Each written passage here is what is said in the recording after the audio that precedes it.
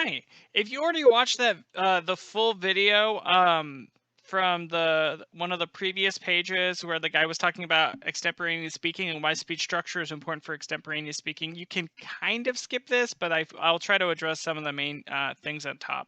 So first, speech structure is really important because one of the number one things is that speech and essays are uniquely different. They're written similarly, but they are truly written differently. And so that's something I want to capture by thinking about.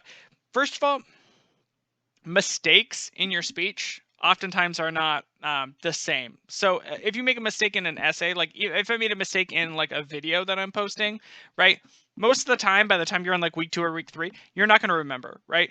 The example in the video from previously is, what color shirt did I wear 2 videos ago, right? You probably don't even remember. Was it a blue shirt? Was it my navy shirt? Was it my white t-shirt, right? You don't know, right? And so that's really something to start thinking about, right? That even if you make a mistake in your speech, it's no one's gonna really remember it. Um, Second of all, people can't go back in the same way that like people can't remember. People can't remember every single thing about your speech, right? It's not as simple as looking back in the essay and reading the essay again, right? Maybe reading a transcript of your speech, maybe that would help, but that's not going to truly capture it, right? And so you need to remind your audience, the people watching your video, what you're talking about. And so that's why we have structure, right? We tell them, here are the 3 main points that you're going to be hearing about, right? Here are the 3 main points that I covered today. The reason that we have things like that in the structure, like a preview and a review, which you'll learn about as we continue down in the pages and go in more detail about like what every single structural point means. What some of those issues are literally just because, hey, like we can't remember everything. I'm sure you've seen TED Talks before. I'm sure you've seen videos before. You're not going to remember every single thing in the video, but what I want to communicate is what you should take away from that.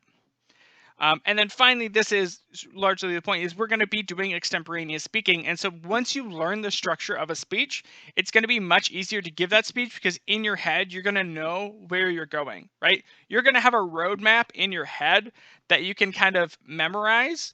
You don't have to memorize the whole speech, right? But if you memorize the roadmap, okay, I know my 3 main points are, dogs, cats, and lizards.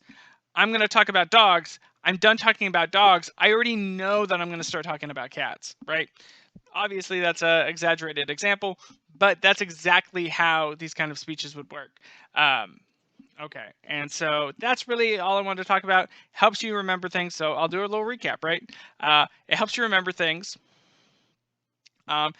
It helps you communicate easier to your audience because you're more understandable. Your mistakes will be overwhelmed. And yeah, so just a reminder, speech structure, very important for this class. Not your first speech. Your first speech in this class has a natural structure to it, so you won't need the speech structure that we're talking about in this chapter. But for your next 2 speeches, for your speech of personal significance and for your informative speech, you will be relying on this speech structure to kind of get you through that extemporaneous style of speaking. Okay?